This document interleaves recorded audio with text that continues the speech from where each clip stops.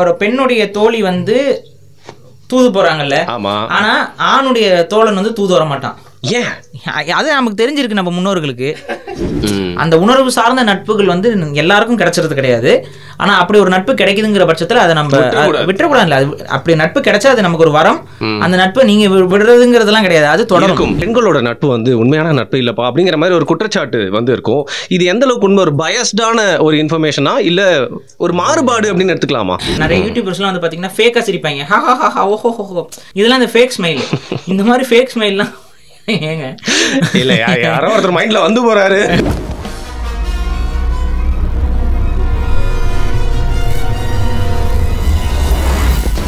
வருண் டாக்ஸில் இன்றைக்கி வந்து பார்த்திங்கன்னா ஒரு ஜென்ரல் டாபிக் தான். ஜென்ரல் டாபிக்னா முக்கியமான டாபிக்னு இல்லை அப்படின்னு அர்த்தம் இல்லை. எல்லாருக்குமே ரிலேட்டபிளான, எல்லாருக்குமே எல்லா காலகட்டத்திலும் தேவையான ஒரு தலைப்பை பற்றி தான் பேச போகிறோம். வாழ்க்கையில் எல்லாருக்குமே நண்பர்கள், நட்பு அப்படிங்கிற ஒரு விஷயம் இருக்கும்.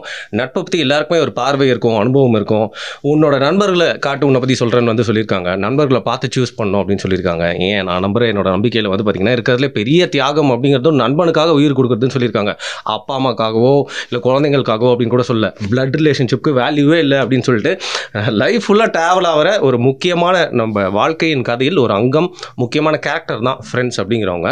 ஸோ அந்த ஃப்ரெண்ட்ஸ் அப்படிங்கிற ஒரு டாபிக் பற்றி தான் இன்றைக்கி பாரிசலன் அவர்கள் கூட வந்து பேசி டிஸ்கஸ் பண்ண போகிறோம். வணக்கம். வணக்கம். ஸோ நீங்கள் எப்படிங்க, நிறைய ஃப்ரெண்ட்ஸ் இருக்காங்களா உங்களுக்கு லைஃப்பில்? நிறைய ஃப்ரெண்ட்ஸ்லாம் இல்லை, எல்லா காலகட்டத்திலும் நம்ம வரும்போது நண்பர்கள் இல்லாமல் வரமாட்டோம், இருக்க மாட்டோம். அதனால எல்லா காலகட்டத்திலும் அதற்கு தகுந்த சுற்றத்தார்களோட தான் நம்ம பயணப்படுறோம். இப்போ அரசியல் தளத்தில் இருக்கும்போது அதுக்கு சார்ந்த அது சார்ந்த நட்புகள், நம்ம காலேஜ் படிக்கும்போது இது பண்ணும்போது அப்போ அது சார்ந்த. இன்றைய காலகட்டத்தில் நட்பு என்பது நிலையான, இப்போ நம்ம எல்லாம் வந்து ஒரு விவசாய குடும்பமாக இருந்தோம்னா நம்ம நட்புங்கிறது அந்த சரௌண்டிங்லேயே இருக்கும் காலத்துக்கும். ஆனால் இன்னைக்கு நம்மளுடைய வாழ்வியல் வந்து நம்ம ஒவ்வொரு இடத்துக்கும் மாறி மாறி போகிறனால நம்ம நண்பர்கள் பல பேரை வந்து பிரிந்து போகக்கூடிய ஒரு சூழலுங்கிறது இன்னைக்கு தவிர்க்க முடியாத ஒரு விஷயம். அதனால நண்பர்கள் அந்தந்த காலகட்டத்தில் மாறிக்கொண்டே இருக்கிறார்கள். ஓகே, நீங்க அப்படி சொல்றீங்க, இடம் விட்டு இடம் மாறுறதுனால நண்பர்கள் மாறிக்கிட்டே இருக்காங்கன்னு. பட் என்னோட தொடர்பு அத்து போதுல்ல. நம்ம ஆண்களை பொறுத்த வரைக்கும் டெய்லி ஃபோன் பண்ணி நட்பு இருக்கும் மனதுல, டெய்லியும் ஃபோன் பண்ணி விசாரிக்கிறதோ இல்ல அது சார்ந்து சிந்தித்துக் கொள்றதோ அது வந்து ரொம்ப ஆண்களுக்கே கொஞ்சம் கம்மியா தானே இருக்கும். ஓகே, ஸோ இப்போ எனக்கு அப்படின்னு அனுபவம்னு பார்த்தீங்கன்னா, உங்களுக்கு வந்து இடம் மாறி போறதுனால நண்பர்கள் மாறி இருக்கலாம் அப்படின்னு சொல்றாங்க. பட் நம்ம இடம்லாம் ஒரே இடத்துல தான் இருப்போம். பட் நண்பர்களா ஒரு காலகட்டத்தில் இருந்திருப்பாங்க, இப்போ வந்து நண்பர்களாக இருந்திருக்க மாட்டாங்க. அந்த மாதிரி நிறைய அனுபவம் இருக்குது. சில நட்புலாம் வந்து மறக்கவே முடியாது. யாரா நீ இவ்வளோ நல்லவனாக இருந்திருக்கு, எனக்காக நீ ஏன் இவ்வளோ செய்யணும் அப்படிங்கிற மாதிரி நட்பெல்லாம் வந்து பார்த்துருப்போம். நம்மளை ஷேப் அப் பண்ணதுலேயும் வந்து ஃப்ரெண்ட்ஷிப் அப்படிங்கிற ஒரு முக்கியமான ரீசன் இருக்குது. ஸோ ஃப்ரெண்ட்ஸை வந்து நம்ம சூஸ் பண்ணுவோம், நம்ம தான் போயிட்டு அவங்களை அட்ராக்ட் பண்ணுவோம், நம்ம வாழ்க்கைக்குள்ளே இழுப்போம் சோஷியல் லைஃப்பில். ஸோ நண்பர்களை சூஸ் பண்ணுறது நம்ம லைஃப்பை எவ்வளோ இம்பாக்ட் பண்ணும், அது உண்மையிலேயே ட்ரூ தானா? யார் கூட வேணால் பழகிட்டு அந்த இம்பாக்ட் நம்மளே இல்லாமல் அப்படியே இருந்துடலாமா? இருக்க முடியாது. ஏன்னா நண்பர்கள் ஒரு புகழ்பெற்ற பேச்சே இருக்கும். அது என்ன சொல்லுவாங்கன்னா, உன்னை பற்றி சொல்லணும்னா உன் நண்பர்களை பற்றி சொல்லலாம். அதே போல உங்களுக்கு ஒத்த சிந்தனை உடையவர்களை தான் அவங்களால நண்பர்களாக தொடர முடியும். இப்ப திருக்குறள் எடுத்துக்கிட்டீங்கன்னா, முகநக நட்பது நட்பன்று, நெஞ்சத்து அகநக நட்பது நட்பு அப்படின்னு ஒரு குறள். அதாவது என்னன்னா, நீங்க நம்ம ரெண்டு பேரும் பாத்துக்கிறோம், பார்க்கும்போது நல்லா இருக்கீங்களா அப்படின்னு சொல்லி ஒரு சிரிச்சுக்கிறோம், கை குலுக்கிக்கிறோம், இது நட்பு கிடையாது. ஆக்சுவலா உங்களை பார்க்கும்போதே உளமாற நான் சந்தோஷப்படுகிறேனா அப்படிங்கிறது தான் நெஞ்சத்து அகநக நட்பது நட்பு. உளமாற நான் வந்து மகிழ்ச்சி கொள்றேனாங்கிறது தான் நட்பு. இப்போ யாராவது ஒருத்தவங்களோட நீங்கள் பழகும் பொழுதோ பேசும் பொழுதோ அவங்களோட இணைந்து ஏதாவது விஷயங்கள் செய்யும் பொழுதோ உங்களுக்கு உளமாற மகிழ்ச்சி இருக்கணும். அந்த உளமாற மகிழ்ச்சி இருந்தது என்றால் அவர்களோடு உங்களுக்கு இருக்கக்கூடிய உறவு என்பது நட்பு நடத்தும். அந்த உளமாற மகிழ்ச்சி இல்லாம இவன் என்ன நம்மளோட வளர்ந்துட்டான், இவன் என்ன வந்து என்ன இப்படி பேசுறான் அப்படின்னு பேசுறது, சும்மா வந்து இது பண்ணிக்கும் போது ஃபேக் ஸ்மைல். இப்போ நிறைய யூடியூபர்ஸ்லாம் வந்து பார்த்தீங்கன்னா ஃபேக்காக சிரிப்பாங்க, ஹா ஹா ஹா ஓஹோ. சில முக்கியமான அரசியல்வாதிகள்லாம் உட்காந்து பேசும்போது சிரிச்சுட்டே இருப்பாங்க, இதெல்லாம் இந்த ஃபேக் ஸ்மைல். இந்த மாதிரி ஃபேக் ஸ்மைல்லாம் ஏங்க இல்ல யாரோ ஒருத்தர் மைண்ட்ல வந்து போறாரு அதுதான் போறது. ஸோ அந்த மாதிரி ஃபேக் ஸ்மைல் வந்து அது வந்து உண்மையான நட்பு கிடையாது. அது சும்மா ஒரு காட்சி பிள்ளை போல ஏமாத்துறது. ஓகே, அந்த நட்பு வந்து அது நட்பு இல்லை. ஸோ உண்மையான நட்புனா நமக்கு மகிழ்ச்சி மனசுலேருந்து வரணும். ஸோ இப்போ ஒரு நண்பர் அப்படின்னா வந்து எந்த ஒரு எதிர்பார்ப்புமே இல்லாமல் வர்றது தான் வந்து நட்பு அப்படின்னு சொல்லுவாங்க. பட் ப்ராக்டிக்கலி ஏதோ ஒரு பெனிஃபிட் இருக்கும், குடுக்கல் வாங்கல் இருக்கும். ஸோ அதை நட்பாக பார்க்கணுமா? எல்லா நட்புக்குள்ளேயும் குடுக்கல் வாங்கல் இருக்கணுமா இல்லை இருக்குமா? திருக்குறள்ல நட்புன்னு ஒரு அதிகாரம் இருக்கு. கேட்கிற அத்தனை கேள்விக்குமே அதுலயே பதில் இருக்கு. அதுக்கு அந்த திருக்குறள்ல இருக்க அந்த 10 குறளை படிங்க, நட்புங்கிற அதிகாரத்துல அது எல்லா கேள்விக்கும் அதில் பதில் இருக்குது. நான் அதிலிருந்து தான் நான் சொல்கிறேன். இதில் அதுக்கு ஸ்பெசிஃபிக்காகவே ஒரு குறள் எழுதியிருக்காரு. அது என்ன சொல்கிறாரு, இவன் எனக்கு இதை செய்தான், ஆகவே அவனுக்கு நான் அதை செய்கிறேன் அப்படின்னு சொல்லிட்டு உருவாகிற ஒரு விஷயம் இருக்குல்ல, அது நட்புக்கே இழுக்கு அப்படிங்கிறாரு. அப்படின்னு ஆனா நன்றிங்கிற ஒரு விஷயம் அப்படிதானங்க வரும். இது நட்பு கிடையாது. சரி, இது நன்றி விசுவாசம், நன்றி கடன், அதெல்லாம் அது வேற. இது வந்து நட்பு கிடையாது. இவன் என்கிட்ட இப்படி நடந்துக்கிறான், அதனால நான் அவன்கிட்ட இப்படி நடந்துக்கணும்னு ஒரு நிர்பந்தம் அப்படி ஒரு ஏற்படுது பாத்தீங்களா, இது நட்புக்கே வந்து இழுக்கு அப்படிங்கிறாரு. இது நட்பு கிடையாது. ஸோ நட்புங்கிறது வந்து எதிர்பாராமல் நடக்கிறது. அதுக்கு அவர் ஒரு எக்ஸாம்பிள் சொல்றாரு. அதாவது உடுக்கை இழந்தவன் கை போல ஆங்கன் இடுக்கன் களைவதாம் நட்பு அப்படிங்கிறாரு. அதாவது ஒருத்தனுக்கு வேட்டி கட்டியிருக்கான், அந்த வேட்டி வந்து அவன்கிட்ட டக்குன்னு நவிழ்ந்து கீழே விழுகுது, கலண்டு விழுகுது. அப்ப அவனோட கை எந்த அளவுக்கு வேகமா போயிட்டு பிடிச்சிரும்ல, டக்குன்னு அந்த ரிஃப்ளெக்ஸ் ரியாக்ஷன் நடக்கும்ல. அது போல ஒரு நண்பனுக்கு ஒரு துயரம் வரும்போது எவ்வளவு வேகமா அவன் செயல்படுறான்ல, அதுதான் நட்புங்கிறாரு. ஓகே, அதான் நட்பு. உங்களுக்கு ஒரு பிரச்சனை வருதுன்னா உங்க நண்பர் வந்து உங்க கை எப்படியோ உங்களுடைய லுங்கியோ இல்ல வேட்டியோ காப்பாற்றும் போது அந்த ரிஃப்ளெக்ஸ் ரியாக்ஷன் மாதிரி ஒரு விஷயம் நடக்குதுல்ல, அதுதான் உண்மையான நட்புன்னு வள்ளுவர் இது பண்றாரு. ஸோ நீங்க எதிர்பார்த்தோ இல்லை செஞ்சிருக்கான் இதெல்லாம் இந்த முறை செய்யற மாதிரி நம்ம ஊர்ல எல்லாம் அவரு நம்ம வீட்டுக்கு வந்து பாத்தீங்கன்னா 2 பவுன்ல நகை போட்டிருக்காரு, 51 ரூபா எழுதியிருக்கான், நம்ம 100 ரூபா எழுதி அந்த மாதிரி செய்முறை பார்த்து வர்றது கிடையாது நட்பு. அப்படி அது நட்புக்கு இழுக்குது. ஆக இது வந்து ஒரு நண்பன், அவனுக்கு ஒரு துயரம் இருக்கும்போது அங்க போய் துணை நிற்பவன் தான் ஒரு சரியான நண்பன்.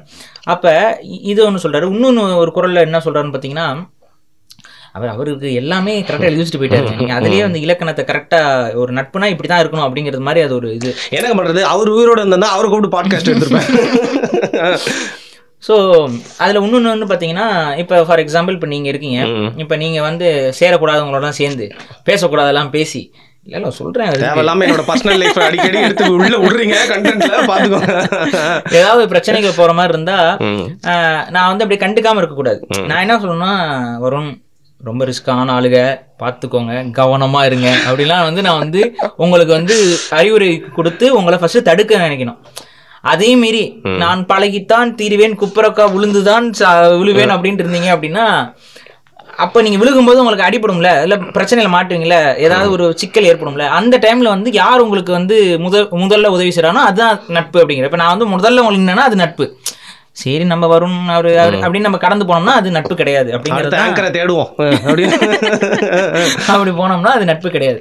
ஸோ இதெல்லாமே வந்து வள்ளுவர் வந்து ரொம்ப ரொம்ப கிளியரா, நமக்கு ஏதாவது டவுட் வந்துச்சுன்னா, லைஃப்ல டவுட் வந்துச்சுன்னா திருக்குறள் கோர வச்சு என்ன இதுல டவுட்டு என்ன மாஸ்னா எப்பயோ எழுதி வச்சுட்டு போயிட்டாங்க.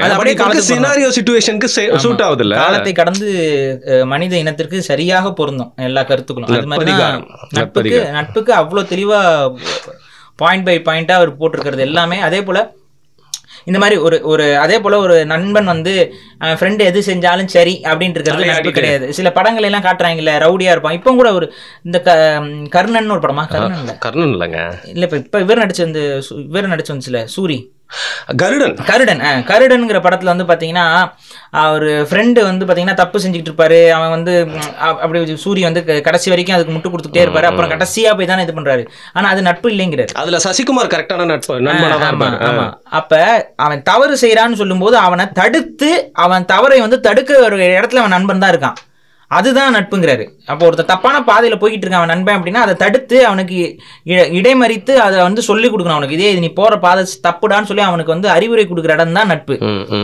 அவன் அப்படி போறான், நானும் அவன் கூட சேர்ந்து தப்பு பண்ணுவேன் அப்படின்னா அது நட்பு கிடையாது. இப்போ ஃபார் எக்ஸாம்பிள் நம்ம அதனாலதான் இந்த புராணங்கள் இதுக்கும் நம்மளுடைய தமிழர் வாழ்வியலுக்கும் டிஃபரன்ஸ் ஆஃப் இது நான் சொல்லணும். இப்ப கர்ணன் துரியோதனோட நட்பை வந்து நீங்க நட்புக்கு எடுத்துக்காட்டுன்னு சொல்லி அவங்க சொல்லுவாங்க. ஆனா அது ஆக்சுவலா நட்புக்கு இலக்கணம் கிடையாது. துரியோதனன் தவறான பாதையில் போகிறான் என்றால் அவனை முதல்ல தடுத்திருக்க வேண்டியதே கர்ணன் தான் அவனை தடுக்கணும், தடுத்து அவனுக்கு அறிவுரை கூறி அவனை வந்து இது பண்ணணும். ஆனா அதுக்கப்புறமும் அவனுக்கு ஒரு துயரம் ஏற்படும் போது அதுக்கு துணை நிற்கணும். ஆனா தவறுக்கு துணை நிற்க கூடாது. அப்படி உண்மையான நண்பன் தவறுக்கு துணை நிற்க மாட்டான், ஏத்தி விடுற மாதிரி ஆயிரும். அதை ஏத்தி விடுற மாதிரி தான். அப்ப அதனாலதான் இந்த டிஃபரன்ஸ் இருக்கு பாருங்க, அந்த அவங்க சொல்றது வேற நம்ம சொல்றது வேற. சோ துரியோதனன் கர்ணனை யூஸ் பண்ணிட்டான்ல அவனோட அஜெண்டாக்காக, யூட்டிலைஸ் பண்ணிட்டான். ஆமா, நீங்க எப்படினாலும் சொல்லலாம். அவங்களுக்குள்ள நட்பும் இருந்தது. அந்த நட்பு வந்து அது ஒரு இலக்கண நட்பா நம்மளால எடுத்துக்க முடியாதுங்கிறதுக்காக சொல்றேன். டாக்ஸிக் ஃப்ரெண்ட்ஷிப், ஒரு மாதிரி டாக்ஸிக் ஃப்ரெண்ட்ஷிப். இந்த நிறைய பேர் 6 பேரை சேர்ந்து மாமா இவன் நமக்கு தேவை, அப்ப இவனுக்கு நான் எதை கொடுத்தா அவன் நமக்கு விசுவாசமா இருப்பாங்கிறத பிளான் பண்ணி இவனை வந்து எல்லாரும் வந்து பிறப்பறியாதவன், இவனுக்கு அப்பா பேர் இவனுக்கு தெரியாது, இவனுக்கு ஏதோ ஆத்துல இருந்து வந்தவன் அப்படின்னு சொல்லி எல்லாரும் இழிவுபடுத்துறாங்க. இவனை நான் சத்திரியனாக இது பண்றேன், அவனுக்கு வந்து நான் வந்து ராஜ்யம் கொடுக்குறேன், அவன் ஒரு அரசனா மாத்துறேன் அப்படின்னா அப்ப அவன் நமக்கு சாதகமா வருவான் அப்படிங்கிற ஒரு எதிர்பார்ப்பு இருக்குல்ல. அதுல அந்த ஒரு எதிர்பார்ப்பு இதெல்லாமே வந்து அது ஒரு நட்பு கிடையாது. நான் சொன்னேன்ல, இவன் நமக்கு செய்யறான், அவனுக்கு நம்ம இதை செய்யணும் அப்படிங்கிற அந்த எதிர்பார்ப்போடு வரும்போது நட்பு அங்க பொய்த்து போயிருது. சோ இதை வள்ளுவருடைய தான், அதனாலதான் சொல்றேன் வள்ளுவம் வந்து ஒரு ஹையர் பிலாசபி. அந்த பிலாசபிக்கெல்லாம் வரணும்னா மனுஷன் இன்னும் உட்காந்து யோசிக்கணும். அப்போ தெய்வாவும் சூர்யாவும் உண்மையான நண்பர்கள் இல்லையா? தப்பு செய்யறவனுக்கு துணை போனா அது நட்புக்கான இலக்கணம் இல்லை. அதைத்தான் வந்து இது சொல்லுது. அப்ப வள்ளுவர் சொன்னது வந்து பாத்தீங்கன்னா எல்லாமே ரொம்ப கிளியரா இருக்கு. நம்மளுடைய இதுல அந்த புராண கதைகள்ல இருக்கக்கூடிய அந்த இலக்கண இதுல நிறைய ஃப்ளா இருக்கு. ஆனா நம்மளுடைய இதுல வந்து நட்பு அப்படிங்கிறதுக்கான வரையறைகள், சங்க இலக்கியங்கள்ல இருக்கக்கூடிய நட்புக்கான இலக்கணங்கள் எல்லாமே ரொம்ப கிளியரா இருக்கு. ஸோ நட்புங்கிறது இதுதான். திருக்குறள் உங்களுக்கு சந்தேகம், நட்புனா எப்படி இருக்கணும், இவங்க நம்ம ஃப்ரெண்ட்ஸ் பார்த்துருப்பீங்க, பழகிருப்பீங்க, உங்களுக்கு ஏதாவது ஒரு இவங்க நல்ல நட்பா இல்லையான்னு சந்தேகம், டவுட் இருக்கு அப்படின்னா நீங்க தாராளமா திருக்குறள் அந்த 10 குறளை படித்து பார்க்கலாம். அதுல உங்களுக்கு தெரிஞ்சிடும். ஓகே, இப்போ நட்பு அப்படின்னு எடுத்துக்கிட்டாலே எல்லாருக்குமே ஒரே காதல் தானே, எல்லாருக்குமே ஒரே ஃபீலிங் தானே, எல்லாருக்குமே ஒரே அன்புன்னு சொல்லுவாங்க. பட் ஜெண்டர் வைஸ் இதுல வந்து ஒரு மாறுபாடு இருக்கா? ஏன்னா ஆண்களோட நட்பு பெருசு அப்படின்னு சொல்லுவாங்க, பெண்களோட நட்பு வந்து உண்மையான நட்பு இல்லப்பா அப்படிங்கிற மாதிரி ஒரு குற்றச்சாட்டு வந்து இருக்கும். இது எந்த அளவுக்கு உண்மை, ஒரு பயஸ்டான ஒரு இன்ஃபர்மேஷனா இல்ல ஒரு மாறுபாடு அப்படின்னு எடுத்துக்கலாமா? கண்டிப்பா பெண்களுடைய சிந்தனை ஓட்டம் கொஞ்சம் வேற, ஆண்களோட சிந்தனை ஓட்டம் வேற. ஸோ ஆண்களுடைய நட்புக்கான விஷயங்கள் வேற மாதிரி இருக்கும், பெண்களுக்கான நட்புக்கான விஷயங்கள் வேற மாதிரி இருக்கும். பட் ஆனா நட்பு அப்படின்னாலே ஒருவருடைய நலனுக்காக இருப்பது தான் நட்பு. அவங்களுக்கு பொறாமைப்படுறதோ இல்லை பொறாமை கொள்றதோ, இல்லை நம்மளோட இதா இருக்கா அதா இருக்கான்னு நினைச்சிட்டு போறதோ நட்பு கிடையாது. எக்ஸாம்பிள் வந்து பாத்தீங்கன்னா நம்ம சங்க இலக்கியங்கள்ல நிறைய தோழிகளுக்கும் தலைவிக்கும் இருக்கக்கூடிய நட்பு வந்து, இங்க தலைவி அப்படின்னா நிறைய பேர் என்ன நினைச்சுக்கிறாங்கன்னா வந்து ஏதோ அவங்க ஏதோ ராஜா வீட்டு பெண் மாதிரியும் இவங்க வந்து அப்படின்னா அப்படி கிடையாது. அந்த கவிதையுடைய அந்த பாடல் படக்கூடிய அந்த தலைவி, ஹீரோயின், அந்த ஹீரோயின் கேரக்டர் தான் தலைவி, மெயின் கேரக்டர் தலைவி. அது சைட் கேரக்டரா அவங்களுக்கு தோழியாக இருக்கவங்க தோழின்னு வருவாங்க. ஸோ அது தலைவினாவே நிறைய பேர் வந்து அரசன் அரசி அப்படின்னு நினைச்சுக்கிறாங்க, அப்படி கிடையாது. அப்ப அந்த தோழியுடைய அந்த பேச்சுக்கள், அந்த தோழி வந்து தூது போவாங்க, தலைவிக்கும் தலைவனுக்கும் தூது போறதுல தோழி வந்து ஃப்ரெண்ட்ஸ் போய் பேசுறது இருக்கு. அப்ப அதுல அந்த அக்கறை வெளிப்படும், ஒரு பெண் மீது இருக்கக்கூடிய நட்பு. அந்த தோழி வந்து அங்க காதலன் வந்து ஏதாவது ஒரு ஏமாத்துற மாதிரி இல்ல, அதாவது அவன் வந்து வராம இருப்பான், அவன் வந்து இல்ல கல்யாணம் பண்ணாம இருப்பான், கல்யாணம் பண்றேன்னு சொல்லிட்டு அவன் வந்து அதை கொஞ்சம் தள்ளி போட்டுட்டு இருப்பான். அப்ப அந்த அக்கறை இருக்குல்ல, அந்த ஒரு பெண் தோழியாக இருக்கக்கூடிய அக்கறை, இதெல்லாமே சங்க இலக்கியத்திலிருந்தே நமக்கு ரொம்ப அழகா தெளிவாக தெரியுது. அது எல்லாமே வந்து பாத்தீங்கன்னா நட்புக்கான ஒரு எடுத்துக்காட்டா இருக்கும். அதுல எனக்கு ரொம்ப பிடிச்ச ஒரு சங்க இலக்கிய பாடல் வந்து, அந்த பாடல் இருக்கும், அது பாருங்க, நமக்கு மனப்பாடமெல்லாம் தெரியாது, அது படிக்கும்போது ஆனால் ரொம்ப சுவையான ஒரு பாடல் அது. அதுல வந்து அது என்ன இதுன்னு வரும் பார்த்தீங்கன்னா, தலைவன் வந்து தலைவி காதல் இவங்க 2 பேருக்கு இருக்கும். அங்கே வந்து ஒரு தூது போவா, ஒரு தோழி போய் தூது போய் சொல்லுவா இந்த மாதிரி என்னென்ன அப்படின்ட்டு. அதுலேருந்து எப்படி அமையும்னு பார்த்தீங்கன்னா, அதாவது அதிகமாக மலைச்சாரல் அதிகமாக இருக்கக்கூடிய இடத்தில் பலாமரங்கள், அதுவும் வேர்ல இருந்து, அது பலாமரம் வந்து பலாப்பழம் எங்க இருந்து வரும்னு தெரியும், ஆனா அந்த அது தொங்கி அந்த இது அதுல சைட்ல இருந்தெல்லாம் வரும் பாத்தீங்களா பலாப்பழம், அது மாதிரி அந்த வேர்லயே பலாப்பழங்கள் இருக்கக்கூடிய அந்த ஒரு ஈரம் செறிந்த அந்த மலைச்சாரல் அதிகமாக இருக்கக்கூடிய பகுதியிலிருந்து வரக்கூடிய தலைவனே, அப்படின்னா அவன் மலைப்பகுதியிலிருந்து வரக்கூடிய தலைவனே, அவனுக்கு புரிகிற மாதிரியே தான் எடுத்துக்காட்டு சொல்லணும். அப்ப என்னன்னா, என்னோட தோழி வந்து, அதாவது தலைவி, அவ வந்து உன் மேல லவ் பண்ணி அந்த லவ் ஃபீலிங், அந்த லவ் உணர்வு, அந்த காதல் உணர்வுங்கிறது பெரிய பலாப்பழம் மாதிரி அவளுக்கு பெருத்துருச்சு. அந்த உணர்வு அவளுக்கு பலாப்பழம் அளவுக்கு பெருத்துருச்சு. ஆனா அவளுடைய உயிரோ அந்த பலாப்பழத்துடைய காம்பு மாதிரி இருக்கு. இதை எதுக்கு அவ சொல்றா அப்படின்னா, அவன் வந்து அந்த மலைப்பகுதியிலிருந்து வரக்கூடியவன், அதுவும் பலாப்பழங்கள் அதிகமாக இருக்கக்கூடிய மலைப்பகுதியிலிருந்து வரக்கூடிய தலைவன். அவனுக்கு நன்றாகவே தெரியும், பலாப்பழம் ஒரு அளவுக்கு மேல பழுத்துருச்சு அப்படின்னா அந்த வெயிட் தாங்க முடியாம அந்த காம்பு உடைஞ்சிரும், கீழே உண்டு செதறிடும். அப்ப அந்த காம்பு உடைஞ்சிரும். அவ என்ன சொல்றா, அந்த பலாப்பழம் அப்படிங்கிறது வந்து உன் மீது அவள் கொண்ட காதல், அந்த பலாப்பழத்துடைய காம்புங்கிறது அவளுடைய உயிர். அப்ப அது பெருத்துக்கிட்டே போகுது, அவளுடைய உண்மையில அவ வச்சிருக்கக்கூடிய காதல் வந்து ஒரு பலாப்பழம் மாதிரி பெருசாயிட்டே போகுது. ஆனா அதை தாங்கக்கூடிய சக்தி வந்து அந்த காம்புக்கு கிடையாது. ஏன்னா நீ கல்யாணம் பண்ணாம இப்படி சுத்திக்கிட்டு இருந்த அப்படின்னா அவ என்னைக்கு இருந்தாலும் ஒரு நாள் வந்து அவளுடைய உயிர் வந்து விட்டுரும். ஸோ அதனால வந்து அவளை நீ சீக்கிரம் கல்யாணம் பண்ணு அப்படின்னு சொல்லி ஒரு அக்கறையோட வெளிப்பாடா அந்த தோழி தலைவிக்காக தூது போய் அந்த தலைவன்கிட்ட சொல்ற ஒரு பாடல் இருக்கும். அப்போ எதுனா ஒரு அக்கறையோட வெளிப்பாடு, அதெல்லாம் ரொம்ப கவிநயமா அந்த பாடல்கள் இருக்கும். இது மாதிரி சங்க இலக்கியங்கள்ல நிறைய பாடல்கள் இருக்கு. ஓகே. வந்து தலைவனை வந்து கடிஞ்சு சொல்றதும் இருக்கு, நீ என்ன எப்படி நீ கண்டுக்காம இருக்க இது பண்ற அப்படின்றதுலாம் இருக்கு. அப்ப அவங்களுக்குள்ள இருக்க நட்பு, அந்த ஒரு பெண் அந்த தன்னோட பெண்ணுடைய காதலுக்காக தூது போறது, அதெல்லாம் வந்து இன்னைக்குமே நீங்க பாக்கலாம்ல, இன்னைக்குமே இருக்கக்கூடிய நடைமுறையில இருக்கக்கூடிய விஷயங்கள் தான். அது வந்து அந்த காலத்திலயும் அது இருந்துச்சு. ஸோ இதெல்லாம் வந்து மனித இனம் இருக்கிற வரைக்கும் பெண்களுக்கும் இவங்களுக்கு தான் பெஸ்ட் அப்படின்லாம் இல்லை, இவங்க 2 பேர் நட்புக்கும் வித்தியாசம் இருக்கும். ஆனா அதே போல இப்ப ஒரு பெண்ணுடைய தோழி வந்து தூது போறாங்கல்ல, ஆனா ஆணுடைய தோழன் வந்து தூது வர மாட்டான். ஏன்? அது நமக்கு தெரிஞ்சிருக்கு, நம்ம முன்னோர்களுக்கு தெரிஞ்சிருக்கு எது எப்படி இருந்தா எது கரெக்டா இருக்கும் அப்படின்ட்டு இருக்கு. ஏன்னா பெண்ணுக்கு கரெக்ட் பண்றான் அப்படி இல்ல, அது வந்து அது ஒரு முறை இல்லைன்னு பாக்குறாங்க. ஏன்னா ஒரு காதல் வயப்பட்ட பெண்ணுக்கு அந்த தோழனாக இருக்கக்கூடியவனும் வந்து ஒரு வழிபோக்கன், அவன் சொல்றது கூட காதுல வாங்கிக்க மாட்டா அப்படிங்கிறது. ஏன்னா அவங்களுக்கு தெரிஞ்சிருக்கு இந்த ஹியூமன் சைக்காலஜி. இப்ப யார் சொல்றது கரெக்டா இருக்கும் அப்படின்னா, இப்ப ஆணுடைய சைக்காலஜி அவங்களுக்கு புரிஞ்சிருக்கு, பெண்ணுடைய சைக்காலஜி புரிஞ்சிருக்கு, அதுக்கு தகுந்த மாதிரி அவங்க வந்து போர்ட்ரே பண்ணி அந்த கல்ச்சர் வந்து ஃபார்ம் ஆயிருக்கு. அதனாலதான் அந்த ஒரு காதல் அந்த தோழன் வந்து தூது வரதில்ல, அந்த பெண்ணுடைய தோழி தான் தூது வருவா. இன்னைக்குமே ரியாலிட்டியில பாருங்களேன், இன்னைக்குமே மெஜாரிட்டி பாருங்களேன், பொண்ணோடைய ஃப்ரெண்ட்ஸ் வந்து அந்த பையன் லவ் பண்ணானா என்னன்னா உங்களை நினைச்சிட்டே தான் புலம்பிக்கிட்டு இருக்கா அப்படின்னு சொல்லி இருக்கும். ஆனா ஆணுடைய தோழன் வந்து அந்த ஒரு பெண் கிட்ட போய் பேசுறது வந்து அது ஒரு முறையற்ற செயலா தான் ஃபீல் பண்ணுவான். அதே மாதிரி நான் கரெக்ட் பண்ண வேற சொல்லிட்டேன், ஆனா கெடுத்து விட்டுருவாங்க ப்ரோ, ஹெல்ப் பண்றேன்ற பேர்ல மச்சான மட்டும் நீ இது பண்ணல அப்படின்ட்டு அதான் போயிட்டு இவன் போய் ஏதாவது பேசக்கூடாது பேசி விட்டுருவான். ஏண்டி உன்னை நினைச்சு அவன் டெய்லி குடிச்சு செத்துக்கிட்டு இருக்கான், நீ என்ன வந்து இது போட்டு பூ பொட்டுமா ஜாலியா சுத்திக்கிட்டு இருக்கியா நீ அப்படின்னு சொல்லி ஏதாவது பேசி விட அந்த பொண்ணு ஏதாவது மனசு இது பண்ண, ஐயோ நம்மளாலதான் அவர் ரொம்ப கஷ்டப்படுறாரு, இதே ஏதாவது தூக்குல கீழே தொங்க மச்சான் நான் ஒண்ணு சொன்னேன் அதுவும் நாய் போச்சு மச்சான், சரி விடு மச்சான் வா போலாம் அப்படின்னு சொல்லிட்டு வருவாங்க இவங்க. சோ இது புரிஞ்சிருக்கு, இவங்க போனா குட்டையை குழப்பிடுவாங்கன்னு சொல்லிட்டு தான் இவங்க நீங்களா போகவே கூடாது போ இல்லைங்க சார், எங்களுக்கு ஒரு ரோல் பிளே, உனக்கு ஒரு மாதிரி ரோல் பிளே கிடையாது,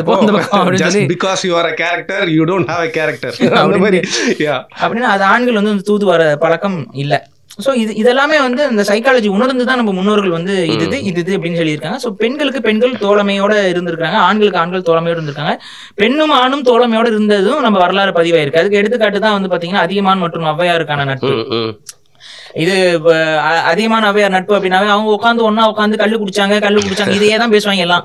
ஆனா உண்மையில வந்து அன்னைக்கு கல்லு என்பது ஒரு மது அப்படிங்கிற அந்த இடத்துக்குள்ள வரல. அது வந்து பாத்தீங்கன்னா அது ஒரு எல்லா ட்ரெடிஷன்லயும் இருக்கக்கூடிய ஒரு நிகழ்வா, மரத்துல இருந்து கிடைக்கக்கூடிய புளிச்ச பழைய சோறு சாப்பிடணும், அதுலயும் ஒரு சின்ன ஃபெர்மெண்டேஷன் இருக்கு. அதே போல கல்லுல ஒரு சின்ன ஃபெர்மெண்டேஷன் இருக்கதான் செய்யுது. சோ அது வந்து ரெண்டாவது இன்னொன்னு, பதனிக்கும் அன்னைக்கு கல்லுன்னு தான் பேரு. அது அவங்க குடிச்சது பதநீராக கூட இருக்கலாம், ஸோ சொல்ல முடியாது, பதநீரையும் அவங்க கல்லுன்னு தான் சொல்லுவாங்க.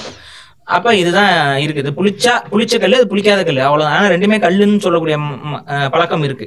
நீங்க அதுக்கு சந்தேகம்னா நீங்க ஈழத்துல போய் கேளுங்களேன், ரெண்டுமே அவங்க வந்து கல்லுன்னு தான் சொல்லுவாங்க, பதனின்னு சொல்ல மாட்டாங்க. நீங்க வந்து போதை இருக்கிற கல்லு போதை இல்லாத கல்லுன்னு தான் சொல்லுவாங்க, ரெண்டுமே கல்லும்பாங்க. சோ அதுதான் அன்னைக்கு இருந்த நிலைமை. இன்னைக்கு நம்ம இதுல வந்து அது டிஃபரன்ஷியேட் பண்றதுக்கு பதனின்னு சொல்லி கொண்டு வந்துட்டோம். சோ அவங்க பதனி குடிச்சிருக்கலாம் இல்ல கல்லு குடிச்சிருக்கலாம், அது நமக்கு தெரியல. சோ இதே சொல்லிட்டு இருப்பாங்க. ஆனா அவங்களுக்குள்ள இருந்த நட்புங்கிறது இன்னும் கொஞ்சம் ஸ்ட்ராங்கானது. எப்படின்னா இப்ப அதியமான் நெடுமானஞ்சி வந்து பாத்தீங்கன்னா தகடூருங்கிற பகுதியை ஆட்சி செய்யறாரு. அவர் வந்து ஒரு குறுநில மன்னன் அப்படிங்கிற அடிப்படையில் தான், ஆனா அவரே ஸ்ட்ராங்கா தான் இருந்திருக்காரு. அவரே வந்து பாத்தீங்கன்னா வட இந்தியாவில எல்லாம் அதியமான், அதாவது சத்திரபுத்திரன் அந்த சத்தியபுத்திர கல்வெட்டு எல்லாம் நமக்கு கிடைச்சிருக்கு. சோ அவரே ரொம்ப ஸ்ட்ராங்கா தான் இருந்திருக்காரு. இப்ப என்ன சொல்றாங்கன்னா அதியமான் வந்து மூவேந்தருக்கு ஈக்குவலா இருக்கிற ஒரு ஆளு அப்படிங்கிற இதுன்னு சொல்றாங்க. இப்ப அவர் என்ன பண்றாருன்னா அவருக்கும் இன்னொரு இளந்தரையன் அப்படிங்கிற மன்னனுக்கும் பிரச்சனை ஏற்படுது, ஒரு போர் முரண் ஏற்படுது. ஆனா அதியமான் ஆக்சுவலா அவங்களோட ஃபைட் பண்ண விரும்பல. சரி, ஏன்னா தேவையில்லாத பகையில ஒரு போர் செய்யறோம், ஈகோல போய் அரசர்கள் மோதிக்கிறாங்க அப்படின்னா நிச்சயம் அதான் அந்த இளந்தரையன்கிறது தொண்டை மண்டலம் அந்த பகுதியில் ஆட்சி செய்யற அரசன். அவங்களுக்குள்ள போர் நடக்கும்போது தேவையில்லாத சிப்பாய்கள், தேவையில்லாத உயிரிழப்பு, தேவையில்லாத மக்களுடைய இழப்பு இதெல்லாம் ஏற்படுதுல. சோ இதை வந்து அதியமான் விரும்பல. அப்ப அதியமானோட நட்புல இருக்கிறவங்க ஔவையார் வந்து இந்த போரை வந்து தடுத்து நிப்பாட்டணும். அப்ப அவங்க வந்து என்ன பண்றாங்க, தூது போறாங்க. அதியமானுக்காக தூது போல, அவங்க ஒரு நியூட்ரலா தூது போறாங்க. தூது போகும்போது அங்க இருக்க தொண்டைமான் அவங்க கிட்ட போனோடனே அவன் வந்து தன்னுடைய படைபலம், தான் வந்து ஒரு பெரிய ஆளு அப்படிங்கறத காட்டணும் அப்படிங்கறதுக்காக அவங்ககிட்ட அதெல்லாம் ஆயுதங்கள்லாம் இருக்கு. ஆயுதம்லாம் புது ஆயுதம், நல்லா புதுசா இருக்க வாள், ஈட்டி இதெல்லாம் நல்லா புதுசா போட்டு ஆயில்லாம் போட்டு கோட் பண்ணி நல்லா பளபளப்பா இருக்கு அந்த வெப்பன்ஸ் எல்லாம்.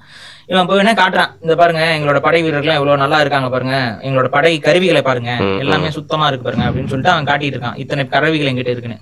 அப்ப அவங்க வந்து ஒரு வஞ்ச புகழ்ச்சி அணில ஒரு பாடல் வந்து பாடுறாங்க. அந்த பாடல்ல வந்து இந்த மன்னனை புகழ்ந்து, ஏன்னா அந்த மன்னனை இப்ப நான் இழிவு பண்ணி பாடுற மாதிரி இருக்கல, புகழ்ந்து பாடுற மாதிரி இருக்கணும். But at the same time இந்த போர் போனீங்கன்னா உனக்கு ஆப்பு இருக்கு, அதிகமான வந்து உனக்கு வான் பண்ணணும். அப்ப இந்த போரை தவிர்க்கணும், இவன் தேவையில்லாம போருக்கு போக கூடாது. அப்ப அவன் என்ன சொல்றான், அவங்க என்ன பாடுறாங்கன்னா, ஆனா வந்து வேற புகழ் தான் பாடுறாங்க போட்டு, பரவாயில்லையே உன்னோட ஆயுதங்கள்லாம் நல்லா பளபளப்பா நல்லா கூர்மையா எண்ணெய் எல்லாம் போட்டு நல்லா நெய் எல்லாம் போட்டு, அந்த நெய் தானே அன்னைக்கு அந்த மாட்டு நெய் அதெல்லாம் போட்டு பாலிஷ் பண்ணி நல்லா பளபளப்பா இருக்குது உன்னுடைய ஆயுதங்கள், நல்லா கூரா இருக்கு.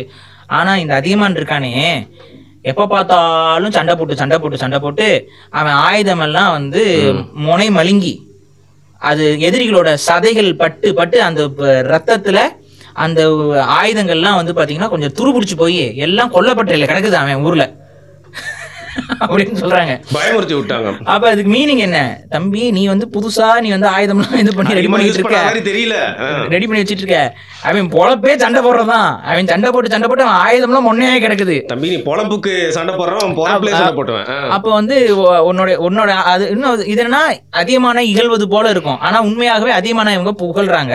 இளந்தரியனை புகழ்வது போல இருக்கும், ஆனா உண்மையாகவே இளந்தரியனை இகழ்ந்து அப்புறம் என்ன, உன்னை விட அவன் வீரம், உன்னை விட அவனுடைய படை வீரர்களும் சரி அவனுடைய படை கருவிகளும் சரி பல போர்க்களங்களை சந்தித்தது, இதுல போய் நீ சண்டை போட்டீங்கன்னா உனக்கு தான் ஆபத்து அப்படின்னு சொல்லி அவங்க போய் பாடுறாங்க. அதன் பாடலுக்கு ஏற்ப அந்த போரும் தடுத்து நிப்பாட்டப்படுகிறது, தேவையில்லாத இந்த இதெல்லாம் சண்டை போட்டுட்டு இருக்காது அப்படின்னு சொல்லி அந்த போரும் நிக்குது. ஸோ இதெல்லாம் நம்ம பார்க்கும் பொழுது ஒரு ஃப்ரெண்டுக்காக அவங்க எதிர்நாட்டுக்கு போய், ஆனா அன்னைக்கு இருந்த புலவர்களுக்கு வந்து பாத்தீங்கன்னா எந்த நாட்டுக்குமே அவங்களால போயிட்டு வர முடியும், ஏன்னா அவங்க தமிழ் சார்ந்த அந்த ஒரு அவங்களுக்கு எல்லா மன்னர்களும் மரியாதை செஞ்சாங்க. அது வந்து தமிழ் மீது அந்தந்த மன்னர்களுக்கு இருந்த மரியாதை, அவர்களால் நாம் பாடப்பட மாட்டோமாங்கிற அந்த ஒரு ஏக்கம் மன்னர்களுக்கு இருந்தது. இவங்க நம்மளை பத்தி பாடிட்டா நமக்கு கொஞ்சம் சிறப்பு பெருமை அப்படிங்கிற அந்த எண்ணம் அவர்களுக்கு இருந்தது. அப்ப அந்த இதுல வந்து அவங்க வந்து பாடுறதுக்கு அந்த உரிமை பெற்றிருந்தாங்க. அவங்க போய் பாடுறாங்க, அதன் மூலமா அவனுக்கு தன் பிழை உணர்றான் இளந்தரியன். ஓகே இது ரிஸ்க் தான் போல, தேவையில்லாத ஒரு சண்டை, நமக்கு இதுல வெற்றி டவுட் தான், தேவையில்லாம போய் அவன் கூட மோதி இழப்பு தான், நமக்கும் இழப்பு அவனுக்கும் இழப்பு, இது தேவையில்லை அப்படின்னு சொல்லிட்டு அவன் அந்த போரை வந்து தவிர்த்துறான். அப்ப ஃப்ரெண்ட்ஷிப் வந்து இப்படிதான் இருந்தது. அப்ப சங்க இலக்கியம் முழுக்கவே நமக்கு வந்து இந்த மன்னர்களுடைய நட்பு இதெல்லாம் வந்து அதிகமா இருக்கு. இதுல நட்பு அப்படின்னாவே அதிகமா எல்லாருமே சொல்றது வந்து பாத்தீங்கன்னா கோப்பெருஞ்சோழனுக்கும் பிசிராந்தையார் அப்படிங்கிற அந்த கவிஞருக்கும் இருக்கக்கூடிய, நம்ம இந்த கிஷோர் கே சாமி கூட நடுவில் வந்துட்டு அது வந்து அப்படின்னு சொல்லி இது பண்ணிட்டு இருந்தாரு பாத்தீங்களா, இது அப்படின்ட்டாரா அப்படின்னு சொல்லிட்டு இருந்தார்ல, அதெல்லாம் அப்படிலாம் கிடையாது, அது சரியான ஒரு நட்பு தான். நீங்க வேணா வந்து இப்ப இதுக்கு வந்து களங்கம் கற்பிக்கும் விதமா சில இதெல்லாம் பேசிட்டு அலையலாம். அப்ப பிசிராந்தையாருங்கிறவர் அவர் ஒரு புலவர், பிசிறு அப்படிங்கிற அந்த ஊர்ல இருந்து ஆந்தையாருங்கிற புலவர் அப்படிங்கிறது அவருக்கான பேர் விளக்கம். கோப்பெருஞ்சோழன் சோழ மன்னன், இவங்களுக்குள்ள வந்து நட்பு ஏற்படுது. எப்படி நட்பு ஏற்படுதுன்னா கவிதைகள் மூலமாகவே நட்பு ஏற்படுது, அவங்க ஓலை அனுப்புறது மூலமாகவே நட்பு ஏற்படுது. அவன் கோப்பெருஞ்சோழனுடைய கொடைத்தன்மை, அவன் மக்களுக்கு செய்யற நன்மை இதெல்லாத்தையும் பார்த்து இவருக்கு வந்து பிசிராந்தையாருக்கு வந்து இவர் நல்ல மன்னனா இருக்கானே, இவனோட குணங்கள் சரியா இருக்கே, இவன் ஒரு நற்பண்புகளோடு இருக்கானேங்கிறனால அவன் மீது இவருக்கு வந்து ஒரு நட்பு ஏற்படுது. அப்ப அவர் பாராட்டி எழுதுறாரு, நீ உங்களோட ஆட்சி முறையெல்லாம் நல்லா இருக்கு, சிறப்பா இருக்கு அப்படின்னு சொல்லி எழுதுறாரு. இந்த லெட்டர் அந்த கவிதைகள் தான் எல்லாமே அந்த டிரான்சாக்ஷன்ல அவங்களுக்குள்ள நட்பு இருக்கு. இதுல அதுக்கப்புறம் கோப்பெருஞ்சோழன் அவனுடைய மகனோடையே சண்டை போடுற மாதிரியான ஒரு சூழல் ஒன்று வரும். அவன் மகன்களுக்கும் அவனுக்குமே பிரச்சனையாகி அவர் சண்டை போடுற மாதிரி வரும். அதுக்கப்புறம் வந்துட்டு மகன்களோட சண்டை போடுறதுக்கு விருப்பம் இல்லாம மகன்கள்ட்ட நாட்டை ஒப்படைச்சிட்டு கோப்பெருஞ்சோழன் வந்து வடக்கு இருந்து உயிர் துறப்பாரு. அப்படி வடக்கு இருந்து உயிர் துறக்கும் போது கோப்பெருஞ்சோழன் என்ன சொல்லுவாருன்னா, எனது நண்பர் பிசிராந்தையார் கண்டிப்பா என்னை பார்க்க வருவாரு, ஆனா இந்த தகவல் எதுவுமே பிசிராந்தையாருக்கு தெரியாது, நான் வந்து ஆனா வடக்கு இருந்து இறந்துருவேன், என்னை வந்து பார்க்கும்போது அவர் கண்டிப்பாக அவராலையும் வாழ முடியுமாங்கிறது தெரியலங்கிற மாதிரி அவர் சொல்லிட்டு இறந்துடுறாரு. அவருக்கு எப்படி தெரிய போகுது இவர் இறந்தது அப்படிங்கிறதுலாம் அவங்களுக்கு தெரியாது. ஆனால் இவர் இறந்ததுக்கப்புறம் அதே போல் ஒரு சில நாட்களில் வந்து பிசிராந்தையார் வருவார். வந்துட்டு இந்த இவர் பார்க்கணுன்ட்டு வருவார், ஆனால் வந்து பார்க்கவே முடியாமல் போயிருக்கும். அவருக்கு வந்து ஒரு ஏக்கமாயிரும், என்னடா அது நம்ம நண்பனை பார்க்க முடியாமல் போயிடுச்சு, இவன் இறந்து அவனுக்கு நடந்த அந்த மகன்களுக்கும் அவனுக்குமே பிரச்சனை ஏற்பட்டதுன்னா அவர் அதாவது ஏற்க முடியல. அவரும் வந்து வடக்கு இருந்து உயிர் துறக்கிறாரு. அப்போ இது வந்து காலத்தில் ஒரு 2 பேரும் பார்த்துக்கவே கிடையாது, 2 பேரும் பார்த்துக்கல. ஆனால் அவங்களுக்குள்ள அந்த டூ அண்ட் ஃப்ரோ மோஷனில் அந்த இது இருக்குது, அவங்களுக்குள்ள அந்த லெட்டர் பரிமாற்ற எக்ஸ்சேஞ்ச் ஆஃப் ரெஸ்பெக்ட் இருக்குது. அந்த ரெஸ்பெக்ட் மூலமா அப்போவே அவனுக்கு ஏற்பட்ட அந்த சோகம் வந்து இவரால் தாங்கிக்கொள்ள முடியல, இவரும் அந்த சோகத்தில் உயிரிழந்தார் அப்படிங்கிறது இந்த வரலாறு. இதான் இந்த கோப்பெருஞ்சோழன் பிசிராந்தையார் வரலாறுங்கிறது. இவங்க 2 பேருமே நண்பர்கள் இந்த சென்ஸ் ஒரு மனதளவில் பார்த்து கொள்ளாமல் கூட நட்பு என்பது ரொம்ப வலுவாக இருக்குங்கிறதுக்கு ஒரு எடுத்துக்காட்டாக மியூச்சுவல் ரெஸ்பெக்ட் இவங்க ஒரு எடுத்துக்காட்டு. அதுக்கப்புறம் சங்க இலக்கியத்தில் நீங்கள் இதெல்லாமே வந்து பார்த்தீங்கன்னா 2000 ஆண்டுகளுக்கு முன்பு தமிழ் சமூகத்தில் இருந்த நட்புக்கான எடுத்துக்காட்டுகள் தான் நம்ம பேசிக்கிட்டு இருக்கோம். அதிகமான 2000 வருஷத்துக்கு முன்னாடி. இப்போ பாரியும் கபிலர், அடுத்து பாரி கபிலருடைய நட்பும் வந்து பார்த்தீங்கன்னா 2000 ஆண்டுக்கு முந்தைய வாழ்ந்தவர்கள் அவங்க. உங்களுக்கு தெரியும், பாரி வந்து குறுநில மன்னன். அவனை வந்து எல்லா புலவர்களும் புகழ்ந்து எழுதுறாங்க. இப்போ கபிலர்லாம் அளவுக்கு அதிகமாக புகழ்ந்து எழுதுறாரு பாரி, ஏன்னா நண்பர்கள். அப்படி இருக்கும் பொழுது ஏன்னா பாரி கொடை வள்ளலும் கூட, அவன் எல்லாருக்குமே வந்து அள்ளியே கொடுத்துக்கிட்டு இருக்கிறான். அப்போ வந்து அவனை வந்து எல்லா புலவர்களும் புகழ்ந்து படுறாங்க. அது வந்து ஒரு ஈகோ கிளாஸ் ஆகுது. யாருக்குன்னா மூவேந்தர்களுக்கு ஈகோ கிளாஸ் ஆகுது. நம்ம எல்லாம் இவ்வளவு பண்றோம், அது செய்யறோம், ஆனா பாரி பின்னாடி எல்லாரும் போறானுங்களே, எல்லா பாரின்னு சொல்றாங்களேன்னு. அதுல ஒரு படிலாம் மேல அது நல்ல பாடல். அது வந்து என்ன பாடல் வரும்னா, பாரி என்று பல ஏத்தி ஒருவர் புகழ்வார் சென்னா புலவர், பாரி ஒருவனும் அல்லன் மாரியும் உண்டு ஈண்டு உலகு புறப்புதுவேன்னு ஒரு பாடல் இருக்கும். அது கபிலருடைய பாடல் தான். அது என்ன அப்படின்னா, அது வந்து உங்களுக்கு வந்து வஞ்ச புகழ்ச்சி, அந்த உயர்வு இதுக்கு சொல்றது. அதாவது பாரியை இகழ்வது போல புகழ்றது. என்னடா பாரின்னு பல ஏத்தி எல்லாம் அவனை தூக்கி வச்சு பேசிக்கிட்டு இருக்காங்க எல்லா புலவர்களும். சென்னா புலவர் பல ஏத்தி ஒருத்தனையே புகழ்றீங்க, சென்னா புலவர். பாரி ஒரு ஆளே கிடையாது, பாரி ஒருவனும் அல்ல மாரியும் உண்டு. மாரினா மலை, மாரியும் உண்டு ஈன்று உலகு புறப்பதுவே. அப்படின்னா இந்த உலகத்தை பாதுகாத்து எல்லாத்துக்கும் கொடுக்கறதுக்கு இந்த மாரிங்கிற மலையும் இருக்குடா. அது கூட கம்பேர் பண்ணிட்டாங்க. இப்போ பாரியே பாடிட்டு இருக்கீங்க, அவன் ஒரு ஆளா மாறி இருக்குல்ல அப்படின்னு சொல்லி ஏதோ கம்பேர் பண்றாரு பாருங்க. எதோட கம்பேர் பண்றாரு அப்படின்னா என்னன்னா, மலைக்கு ஈக்குவலா பாரியை அவர் உயர்த்தி பேசுறாரு, ஆனா பாரியை இகழ்வது போல புகழ்றாரு. இந்த பாடலாம் ரொம்ப சிறப்பான சங்க இலக்கிய பாடல்கள். அப்ப இதெல்லாம் வந்து கபிலர் இவங்க பாரி அவங்களுக்கான நட்பு. இதை பார்த்து மூவேந்தர்களுக்கே வந்து ஒரு மாதிரி ஈகோ கிளாஸ் ஆகுது. அப்ப பாரியை வந்து சேலஞ்ச் பண்றாங்க. சேலஞ்ச் பண்ணும்போது சும்மா சேலஞ்ச் பண்ண முடியாதுல்ல, அதுக்கு அவங்க என்ன பண்றாங்க, மகளை கட்டி கொடுக்கணும்னு சொல்லி கேட்கறாங்க. அதுக்கு அந்த முறை இல்லைங்கிறனால கட்டி கொடுக்க முடியாதுன்னு சொல்லி மறுக்கிறான். அப்போ வந்து அதை சாக்கா வச்சு போர்னு வராங்க. அந்த போர்லையும் வந்து பார்த்தீங்கன்னா முற்றுகிடுறாங்க, அந்த கோட்டையை சுற்றி முற்றுகிடுறாங்க. ஆனால் பாரியை வந்து ஜெயிக்க முடியல, சுற்றி இது பண்ணுறாங்க. அப்புறம் வந்துட்டு பாரியெல்லாம் வந்து இப்படிலாம் ஜெயிக்க முடியாது, அவன்கிட்ட நீங்கள் போய் கொடைன்னு சொல்லி கேட்டிங்கன்னா அவன் கொடுத்துட்டு போயிடுவான் அப்படிங்கிற மாதிரி இருக்குது. அது பாடலும் இருக்குது. அதே போல் இவங்க என்ன பண்ணுறாங்க, இது வரலாறு நடந்ததான்னு தெரில, ஆனால் அந்த பாடல்களில் பதிவாயிருக்கு. போய் அவங்ககிட்ட போயிட்டு மேக்கப் பண்ணிட்டு போகிறாங்க.